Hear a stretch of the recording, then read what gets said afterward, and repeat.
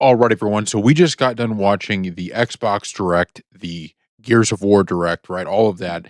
And all I could say is Gears of War is all the way back. This got me so hyped.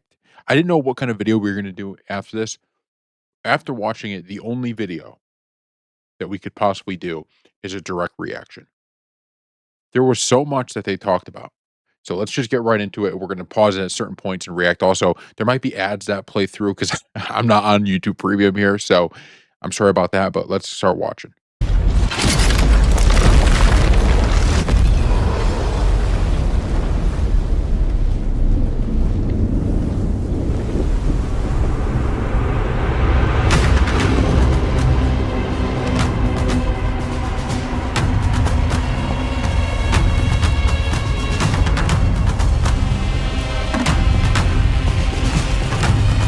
Welcome to the Coalition, here in Vancouver, British Columbia, Canada, home of Gears of War.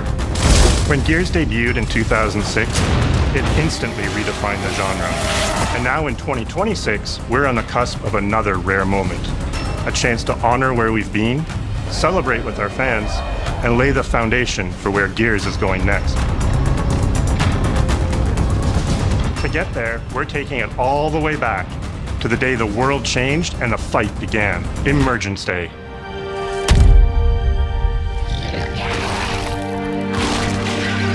It's a day of unimaginable loss that sits at the heart of our universe. And today, for the first time, we're ready to take you inside the studio and show you all the ways to play with our new movements, weapons, and modes that will make E-Day the most brutally satisfying Gears yet. Is that all you got?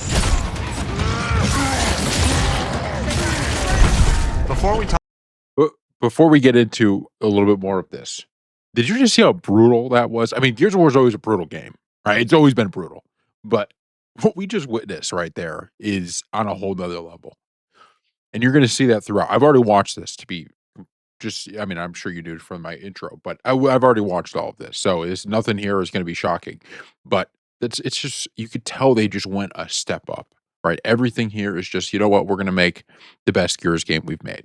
Talk about what this game is, I think it's important to share why we chose E-Day. When we started this project, we were moving to Unreal Engine 5. It was a new foundation with a blank slate. So we took a moment to reflect on what makes Gears so special to us and to our fans. And we realized that all of the things that make this world feel so unique, brotherhood, brutality, that melancholy beauty, and over-the-top spectacle, they're all perfectly set up in this one moment in time, E-Day. The moment the Locust ripped through the ground and changed the history of Seraph forever. And to tell that story, we wanted to build an experience that evoked the vibes of the original Gears game. So, this is a big idea, right? And we've seen this from everything they've put out prior to this. We didn't get a ton, but everything that we're saying, and you're going to see this as the trailer goes on, was we want to deliver a hardcore Gears experience, right? What your hardcore fan would love, but we also want to reinvent a little bit, right? So we want to take what you know and what you love, put that in, but also give it that 2026 upgrade. And at least from everything we see in this trailer, and you'll see as we go, they hit that out of the park. So we started with this one still from the Mad World trailer. It's Marcus facing down the Locust, defiantly firing into the darkness against overwhelming odds. And we said, this is the emotional core of Gears. This is the tone and feeling that we wanted to build our next game around. This is our most ambitious game yet. E-Day is a story we haven't been able to tell before because we didn't have the technology to do it. We finally have the tools to reimagine the Gears world at a new, unprecedented level of detail.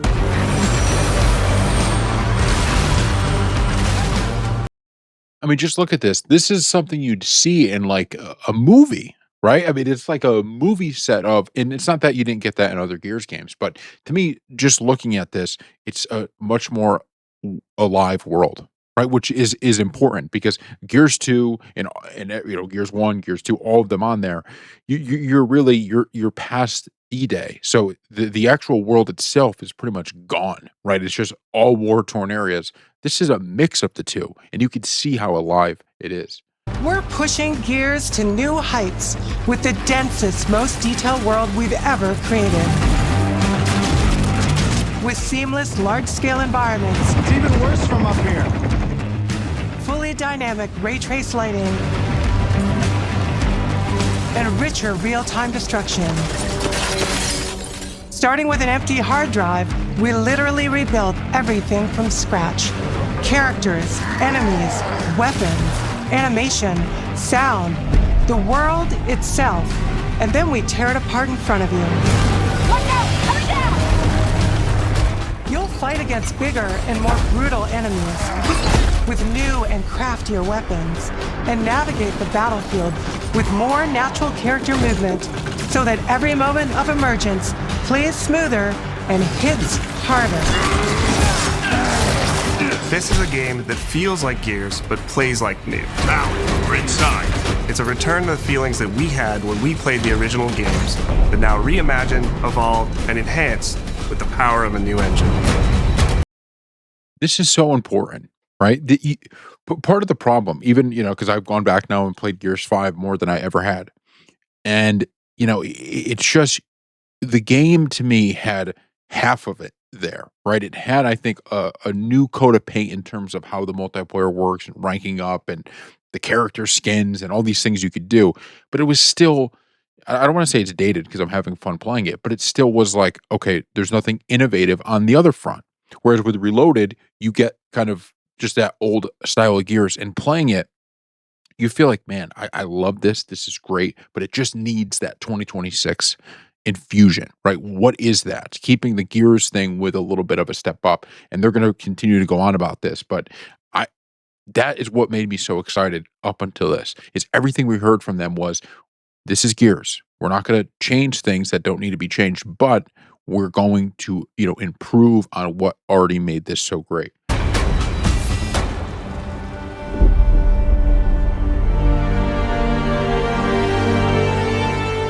E-Day is set before the events of the original Gears of War. After decades of conflict, peace has finally been declared on Serra, and the Gears have returned home.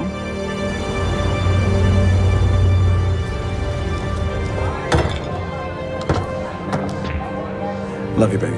Marcus Phoenix and Dominic Santiago are young veterans trying to adjust to civilian life while grieving the loss of someone they both loved. Carlos Santiago, Dom's older brother and Marcus's best friend. To Carlos. To Carlos. Best fucking brother anyone could ask for. Carlos died in combat in a moment of sacrifice before the war ended, and without him, Marcus and Dom's relationship is distant. The emotion from our refinery, intense power. With the world just barely on the cusp of peace and our characters coming to terms with their new reality, the Locusts emerge and change everything. This is the Coalition Emergency Broadcast System. There are reports of multiple tremors causing minor damage across Kelowna. Strap these up. E-Day tells not one, but two origin stories. The start of this world falling apart and a brotherhood coming together. And over the course of 3 intense days, you'll see how loss reshapes this world and our characters, beginning with a night of desperate survival in a brand new city.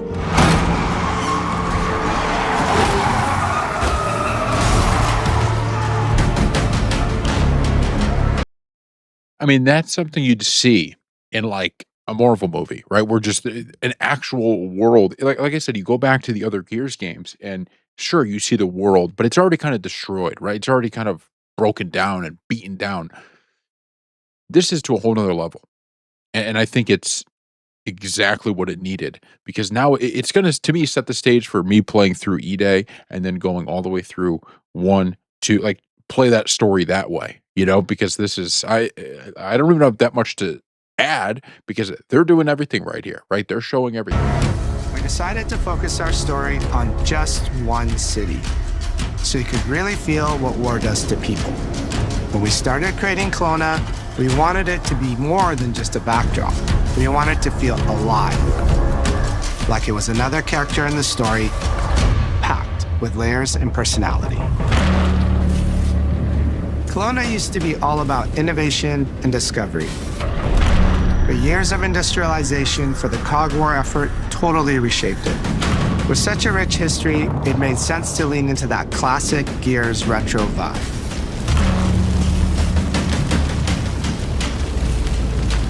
towering architecture, robust vehicles, and grounded technology.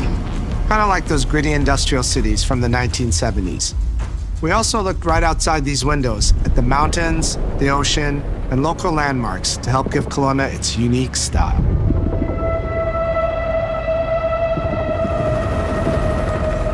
As you play the campaign, the city reveals itself through the main districts.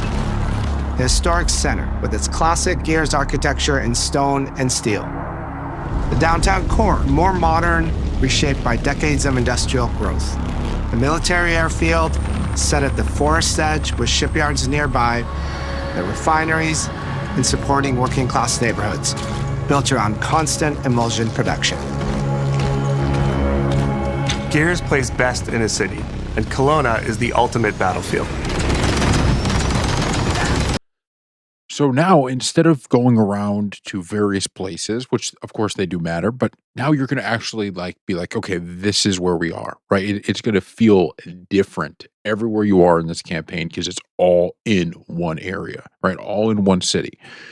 I do think that adds something, and I don't want to speak for other people because, I think I play some of Gears of War to me has always been multiplayer first, even though they always had a great campaign mode. But when I play through it, it's not like I go, oh yeah, that's that area. Like I know the maps, right, for the multiplayer, but for the single player, not so much. This feels like we're going to actually feel a little bit more about the location, right? And crazy. Kelowna's density, tight streets, mixed with open spaces, let us rethink how Gear moves through the world. And it created the perfect stage for greater scale and verticality in combat. So this is going to be something that I do think is going to be controversial when the game comes out because, not for the campaign per se, but for multiplayer. This is going to completely change how the multiplayer is played. I think it's a good thing, but certainly it's going to be controversial to start, at least because I'm sure a lot of maps are going to be built with this in mind, right? Movement is going to be way different than it's ever been. And you're going to see this as we go on here. But being able to do stuff like that is way quicker. You are moving way quicker than you've moved in any Gears of War game prior, and that's going to change how things are, right? You play Gears of War now, there's always that kind of heavy feel to the character, and there might still be here slightly, but this clearly is, way more movement, way more this, way more that, and I think it's a good thing. The Gears movement system will always be iconic to me, right? And I understand some people just nail it, right? And they get so good at it, and maybe those people might not be as happy. For me, I always feel like, and once again, this could be a skill issue, but there's just times with the movement that I want to roll this way, I want to bounce off this wall, and you just don't quite hit it right.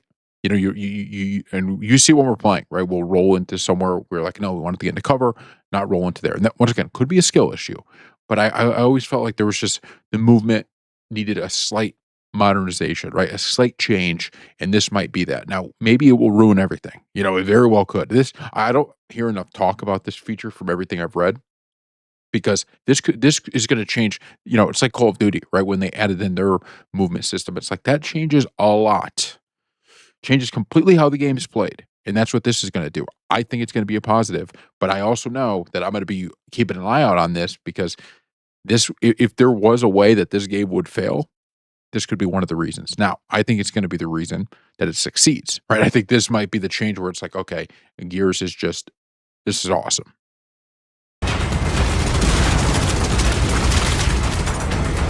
Our soldiers are basically giant tanks in armor.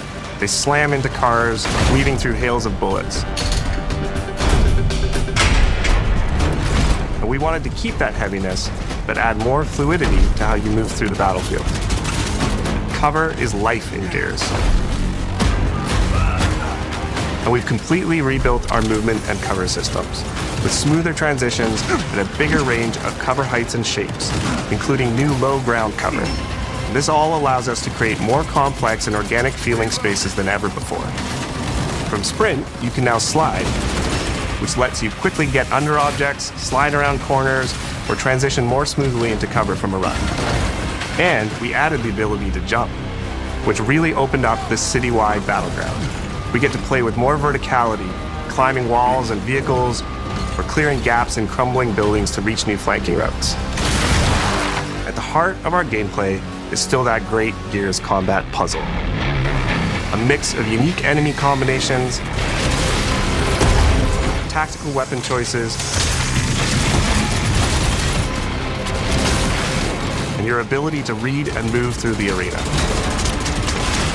But now you have more choice than ever, and we get these peaks of almost action movie sequences.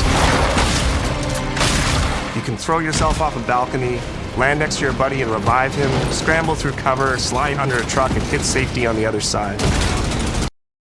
Like, look at that. I mean, that's so new, right? And Gears of War always had this kind of somewhat of a feel like that, where it's just chaos, action movies. But he looks way quicker. And for the campaign, to me, it is a home run. There's no question that's going to be a positive. For the multiplayer, we'll have to see. But I think it was certainly needed. There had to be some change, just ever so slightly, to the movement. Did it have to be this big of a change? I don't know. But I just, it's a big, I don't want to say, it's a big risk. They could have, this is one of those things where you're sitting in the meetings, you're like, do we go here? Is this what we do? And they did it, and I just think it's going to pay off big. I really do, because this is changing the core mechanic of the game. Gears of War, at the end of the day, its kind of core mechanic early on was the movement, right? It was the wall bouncing and the cover system and all of that. And this has changed now. Now, how much it is, granted, that's still there, but it's way quicker than it's ever been. We get these amazing Gears playgrounds, small and large, where all these elements come together, and the city is filled with them. Our missions move across the city, from linear fights in narrow streets and alleys to more open districts, where you have access to entire neighborhoods. Now you have strategic choices. Do you take the enemy head on? Do you flank them from a side entrance? Or do you climb up to the balcony across the street and take them all out with your long shot? It's up to you. And if you're playing co-op with your friends, well, then you can try all three at the same time. Taking your own path reveals small stories from the city. Survivors trapped in an apartment. There's a civilian in that building, 4th floor. A Raven crashed in the distance. A group of Gears readying an ambush. You still have your orders, but it's up to you to decide where you offer to help or how much of the city you choose to explore. So this is one part that caught my eye immediately while I was watching this the first time, and I don't think they actually went too in depth on what that even means.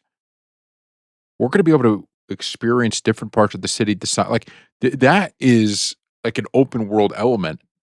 That's crazy. That's like a bombshell, and they just kind of brush past it here. Now maybe they're going to have a more deep dive into that, but man, that's like what's the reason to do it? What's the reason not to do it? Is it just the moral aspect of saving? These people, like, is there advantage or disadvantage? That's a crazy, you can decide how much you want to explore. That's never happened in a Gears game. At least, from the ones I've played, right, in the campaigns. And that city is fully realized. To create a city of this scale and detail, we needed to invest in an entire suite of tools. Tools for roads, intersections, sidewalks, e-holes, buildings, rooftops, and pipes. We have a procedural content generation toolset for scattering millions of pieces of trash and debris across the ground to make Kelowna feel lived in. This is the largest, most complex location you've ever seen in a Gears game. But the board control is connected to an older antenna. I can reconfigure their radios to reach Afira. Do it. The remaining Gears will hold the fort. In other Gears games, the world's basically already dead. There are very few human survivors left. But in E-Day, you're watching a live city get ripped apart in front of you. People who once went to work, sporting events, and celebrated the possibility of peacetime are now stopped in their tracks. They abandon their cars and run for survival, attempting to find refuge in subways or stores. A glimpse of a child's toy or dinner left uneaten are reminders of what's been lost and the horror of what the locusts have unleashed. I think that's another part of this. Like, they're leaning in heavily to this horror vibe almost, right? Which all of the games, in a sense, are like this, but this feels like it's times a million.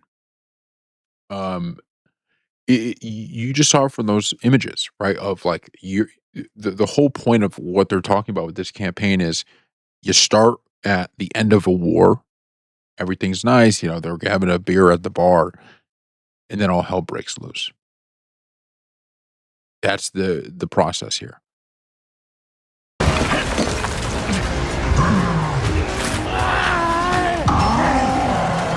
You'll experience the locust decimation at all scales in E-Day through our customized destruction technology.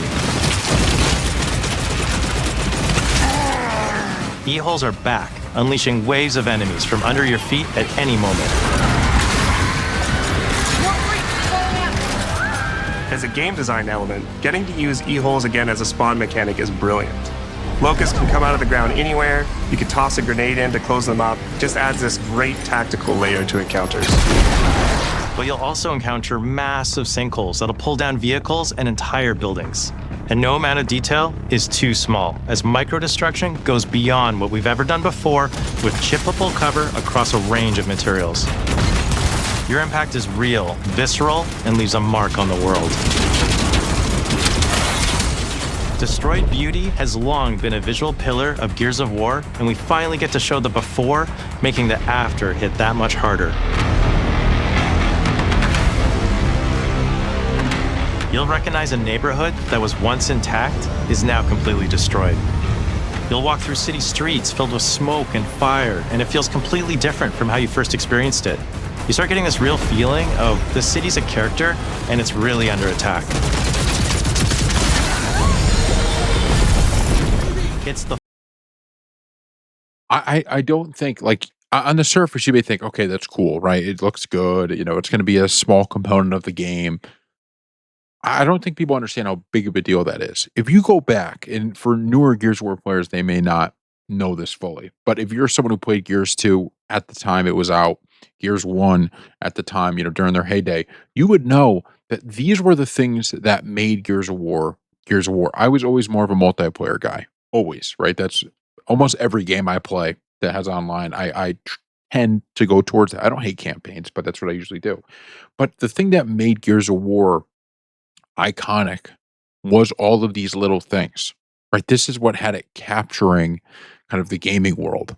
Like I said, we always bring it up in this channel. Call of Duty, Halo, Gears was on that level, and it hasn't been for quite some time. But it's things like this that kind of got it there, right? Sure, the game was fun, sure, but it was just little things like this. Like I said, we talked about the cover system and how it just changed everything, right? All of that. That is what we got here. And so I don't think that's a small, it's a small detail in the sense of like, whether they made the cover or the destructible cover 2% less, would it be game break? No. But I think when they make moves like that, that completely change things and just like bring that to a whole new level, that's what made Gears as good as it always was, because it was just something that nobody had seen before. Fall of Kelowna.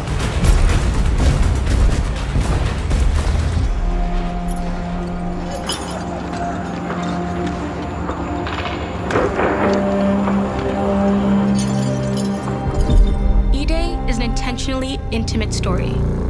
There's this colossal event going on in the plot, but the actual characters and the journey they go on is where you get to explore themes of burden, of loss, and of loyalty. The whole world of Gears is about characters.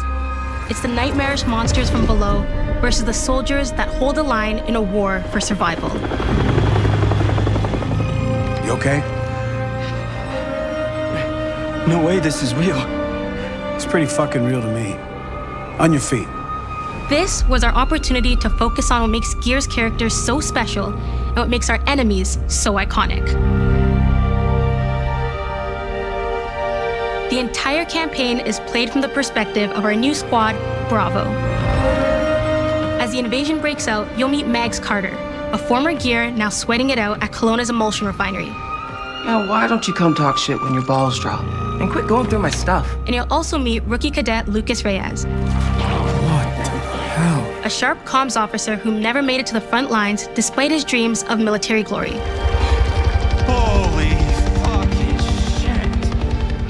Megs and Lucas, together with Marcus and Dom, are 4 soldiers thrown together, fighting through tensions with each other while fighting the Locust, ultimately forging their bonds in battle.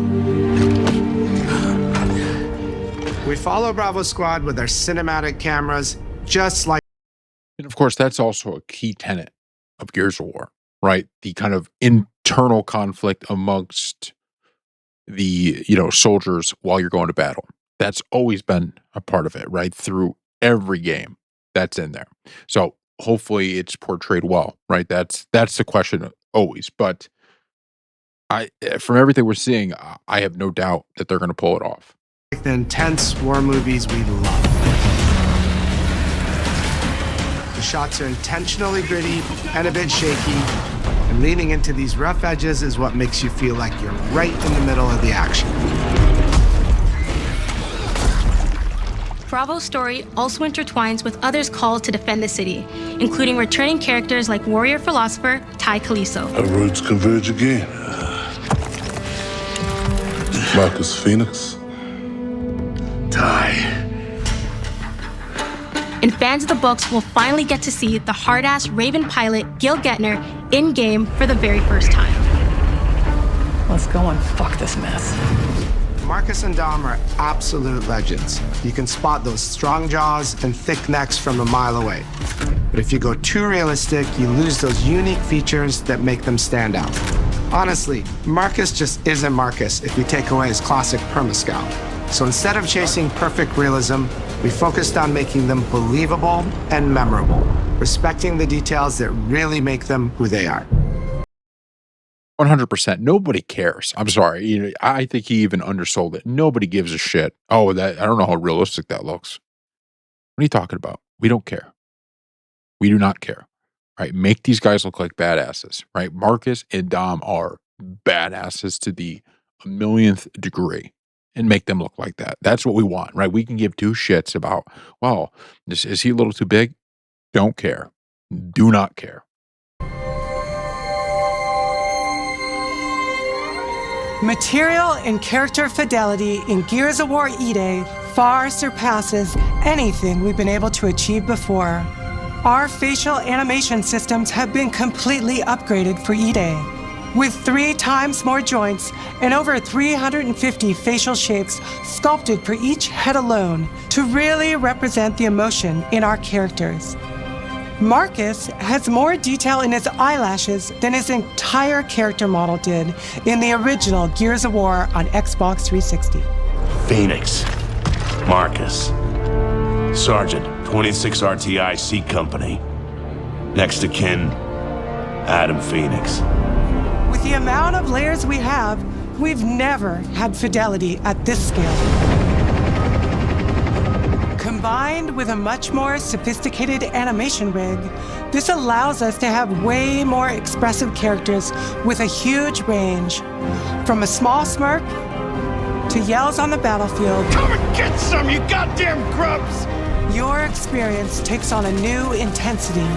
We're pushing the graphical limit with 4K Ultra HD resolution, native HDR10 rendering, hardware ray tracing at 60 frames per second in campaign, and up to 120 frames per second in multiplayer. When it comes to the Locust, to make them more believable, we made them scarier. The drones are wild and vicious.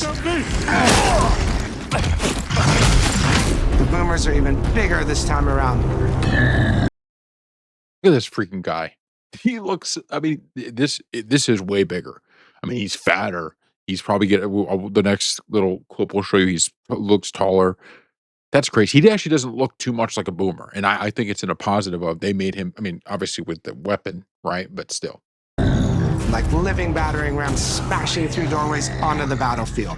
The wretches scream so loud it disorients you before they rip you apart. And the Reavers, they crawl up buildings and rain fire from above. Basically, the whole Locust army, whether new or old, are more intense than ever before.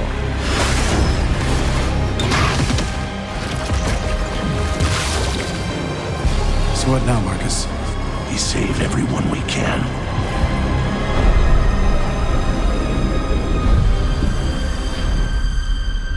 Gears of War has never been a horror game, but the world has always felt horrifying. And with E-Day, we lean into that even more. Our new gore system means damage feels meaty, responsive, and satisfying. That was satisfying. Muscle and cloth deforms in response to your attacks, and blood and bone damage adds to the intensity of combat. Gore is localized as well. Shoot a locust in the arm or leg, and you'll see the bullet take a chunk out of it. Or land a heavy shot on a limb, and our dismemberment system will rip it clean off in glorious detail. Once again, it's like that's what in the first place made Gears. That was it, right? This type of gore and all of that. So to see that they're taking it to a whole another level gives me a ton of promise, because these little things are what made it what it was back in the day. Now, it was fun. You got to deliver on that aspect, you got to deliver on everything else. But this just feels like it's okay. We're taking a standard and we're blowing it out of the water, right? We're just doing way better than expected. And that's the stuff you need. The Gnasher is going to get you the most satisfying shots, covering you in blood, or pop heads from afar with the long shot. We've revamped our favorite weapons for E-Day. And of course, we also have some fun new ones for even more brutal ways to tear your enemies apart. The new Gut Puncher grenade launcher is a COG weapon that fires armor-piercing explosive rounds. Quick fire a round to let it explode, or hold the trigger to control when it detonates. That means you can place a well-timed explosion behind an enemy protected by cover, or with practice, master its long-range E-hole closing potential. The Incinerator is our new shotgun. You can see the emulsion literally melt the skin off an enemy's body. Before, you'd probably get into a grapple if an enemy came charging at you. Now, you feel the power of getting to incinerate them when they get close. And of course, the Lancer.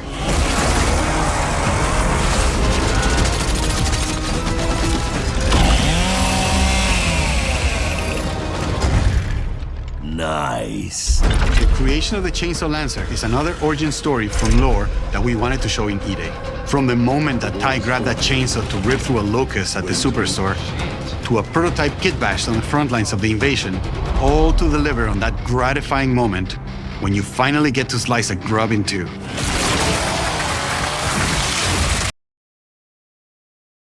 So a few things. Number one, I think the two new weapons are cool. The only worrisome thing out of that is, the Gnasher is the number one thing, at least for me, from Gears. And so the multiplayer aspect, I hope that doesn't, if it's in there on that, I hope it's not too overpowered in a sense that, you're not using the Gnasher as much. But other than that, love both of those. And we were wondering if this was going to be in the game, right? We were wondering if the Lancer with the chainsaw was going to be in the game, and they have it in here. We're going to get the origin story, and we said that in the video. You almost have to get it in there, right? You have to find a way to get that thing in there.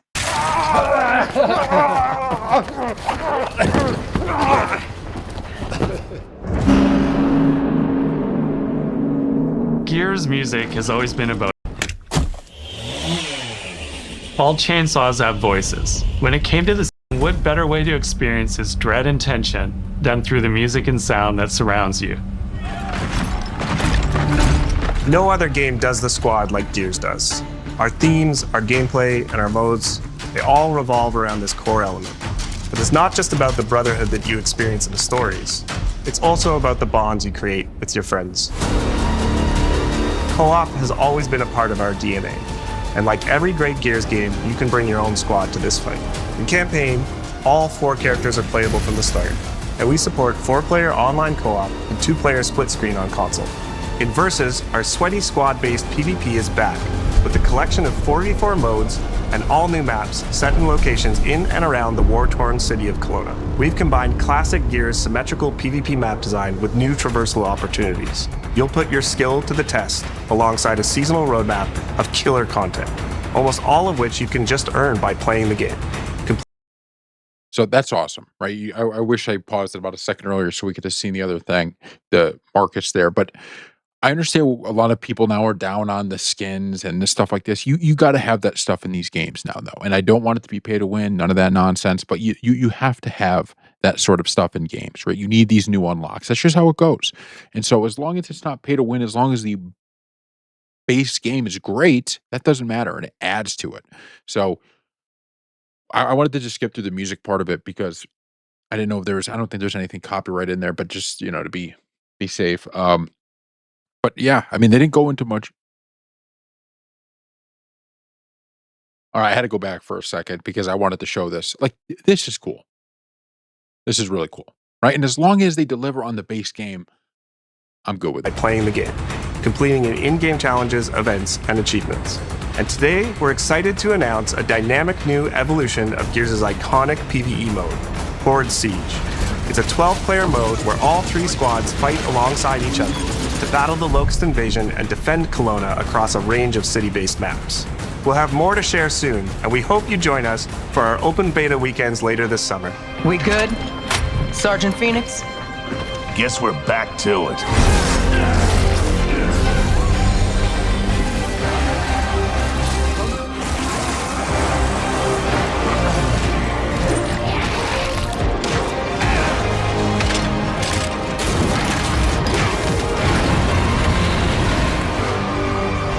We can't outrun the past.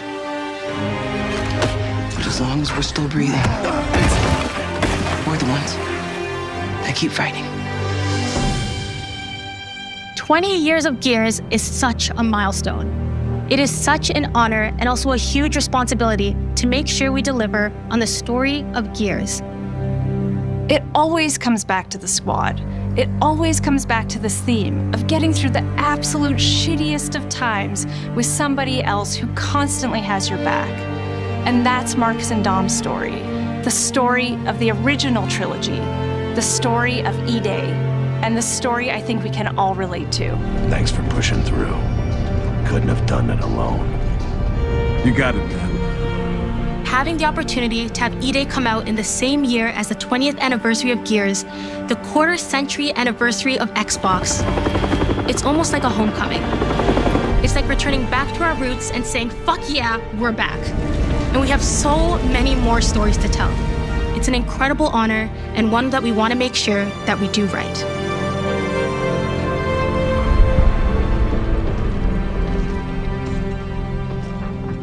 Ty. What a nightmare. Untouched by nearly 80 years of war. Destroyed in 2 nights. For us, the heart of Gears has always been about the bonds you make in the darkest of times. Inside the studio, we rally around a simple phrase: never fight alone. It guides how we build our stories, our gameplay, and our world. It's how we work as a team and the commitment we make to you, our fans. Everything comes back to that important idea of sharing life's experiences, the highs and lows, together. And E-Day is the best expression of never fight alone that we've ever made. Whether you'll be picking up a Lancer for the first time ever, or you're as battle-hardened as Marcus Phoenix, there's always a place for you in the Gears squad when Emergence begins on October 6th.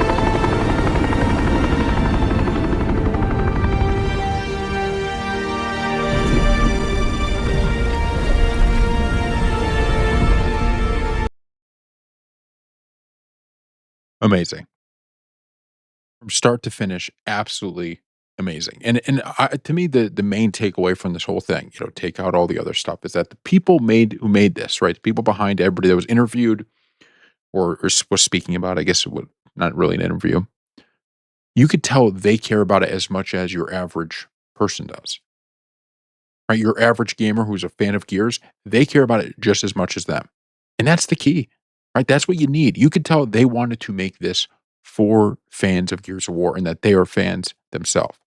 So I think the sky's the limit with this thing. Let's be clear. This, to me, looks like going to be one of the best Gears, I think, of all time. And I'll make that prediction. But if it comes out and it's terrible, then I guess it really will be the end of the series, because the amount of hype that's going to come for this game is stunning. All right. Thank you all for watching. We'll see you next.